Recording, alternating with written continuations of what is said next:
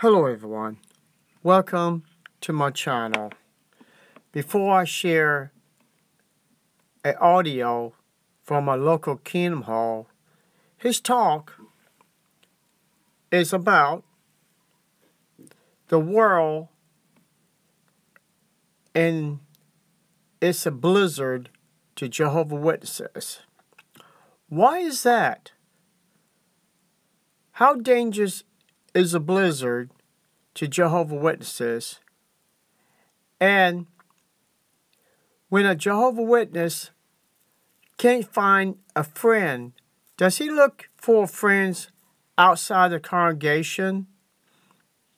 Well, these two things could be brought out in this talk, and after that, I'm going to have a couple of things to say.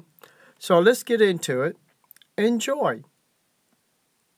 Survive is primal. It's one of the most primal instincts that we have. People have gone well beyond the limits of their physical, maybe mental and emotional stamina to survive tragedies. We have many examples that have borne this out.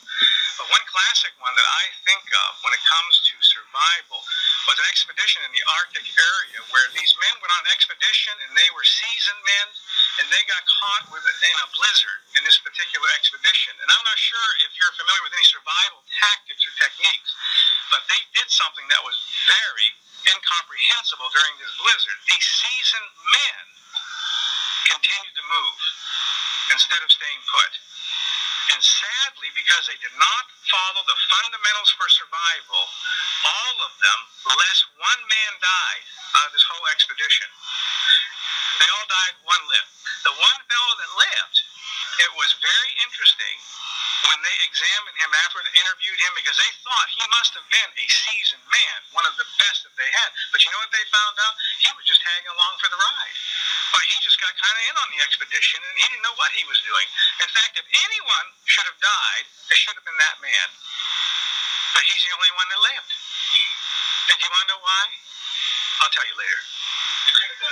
Now, you and I may never find ourselves in a physically draining event like this, but you and I have found ourselves in the most spiritually draining event that has ever existed.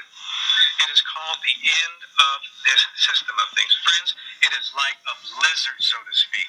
We are being pounded. We're being whited out, you see, by the wickedness of this system, by the propaganda of Satan the devil, by the moral breakdown of this system.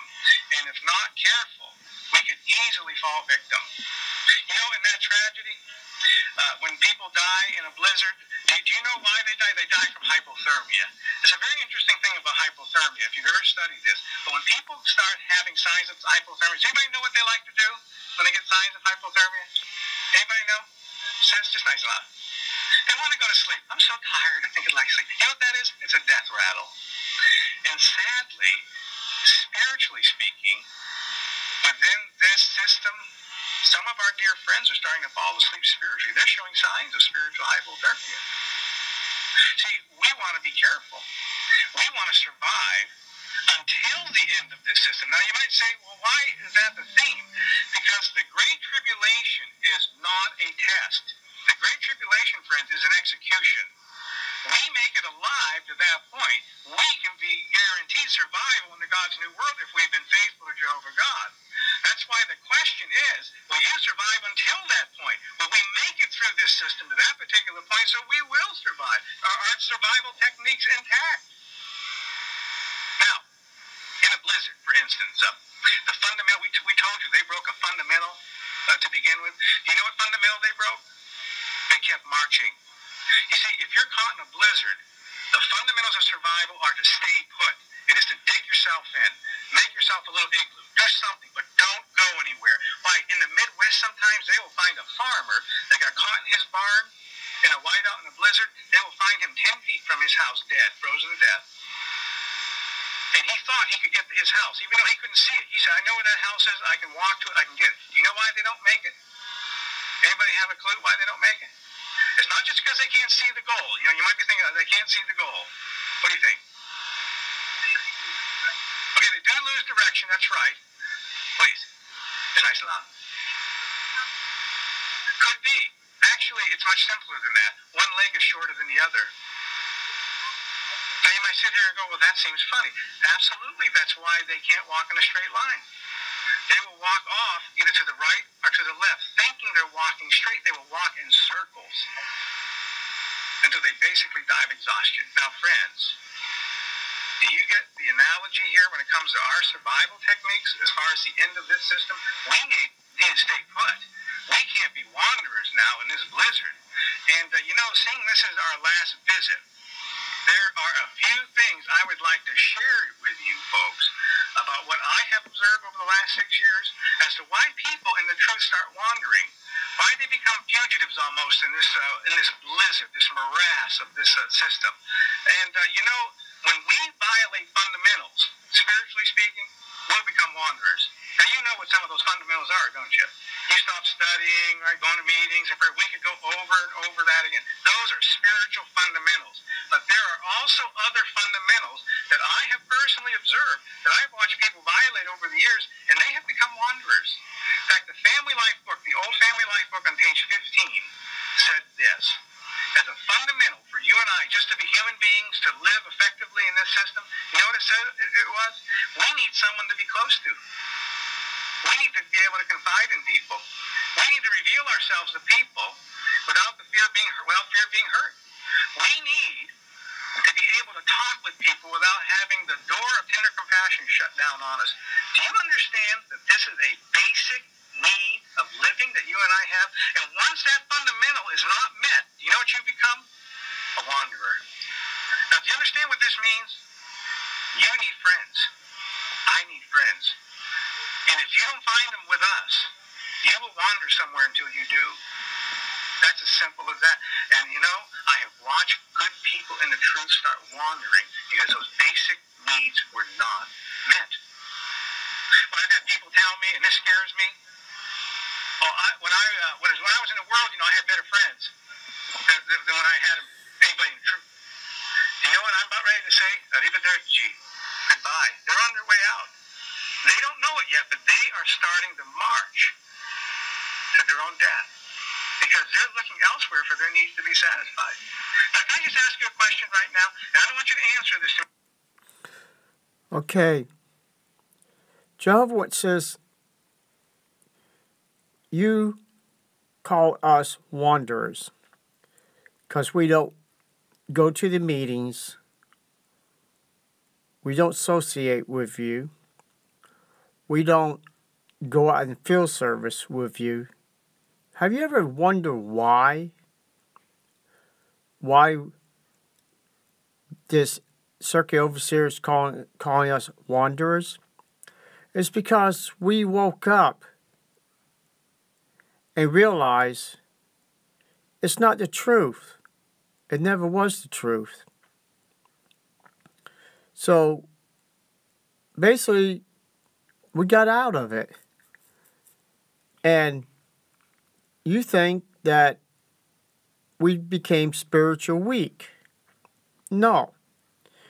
We actually became spiritual stronger of knowing the real truth and learning the real truth from the Bible and from your publications that's been printed by the governing body, by the Watchtower, and you call us wanderers, apostates. Jehovah's Witnesses, this is you, all of you in your kingdom halls, your circuit assemblies. For this one is your circuit assemblies. Look at all those Jehovah's Witnesses. But here's the problem. You are caught up in a big blizzard. Just say, imagine you and your loved ones was leaving this assembly. All your cars, you caught up in a blizzard. Out of nowhere. You're stuck there. You're freezing to death. You're running out of gas. There's no heat. why is this blizzard or spiritual blizzard is killing you? Well, I'm going to show you what caused this blizzard. This is your blizzard men. 7 men is controlling the blizzard in your kingdom halls, your circuit assemblies, your lives, your family lives. These are the men that claiming to be the chosen ones, the anointed ones. And what are they for real? Are they Jews? No. Are they spiritual Jews? No. Why? Revelation 2:9, Revelation 3:9 says, anyone that calls himself a Jew or not are liars. These words is from Christ's words when he gave them to John. So if you want to call Jesus a liar and saying these men are the faithful slaves, yeah, they are faithful slaves, but not to Christ, not to God. They are faithful slaves to Satan the devil. Because every lie that comes out of their mouth originated from their father, Satan the devil. And we found so many lies in your organization, literature, teaching. You Jehovah Witnesses are in the blizzard. Not the ones who left this organization. We realize we're in the light. There's no more blizzard for us. We're not being controlled by the governing body. We're not being controlled by the elders that are protecting pedophiles throughout the whole entire world in the kingdom halls. You don't believe me? Go on Jakke